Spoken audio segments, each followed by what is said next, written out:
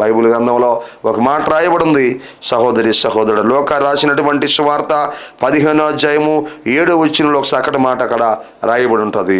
ఏంటంటే, మారు మనసు పొందు ఒక పాపి విషయమై పరలోకమందు ఎక్కువ సంతోషము కలుగును అని రాయబడి ఉంటుంది. దేవునికి మహిమ కలుగును గాక.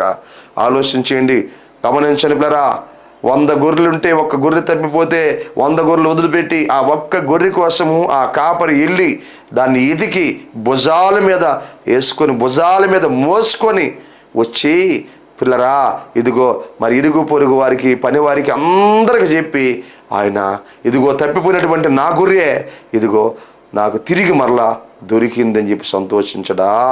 అటువలే మారు మనసు అక్కరలేని 99 మంది నీతిమంతుల విషయమై కలుగు సంతోషం కంటే మారు మనసు పొందు ఒక పాపి విషయమై పరలోకమందు ఎంతో సంతోషము కలుగును, ఎక్కువ సంతోషం కలుగునని వాక్యం తెలియపరుస్తుంది.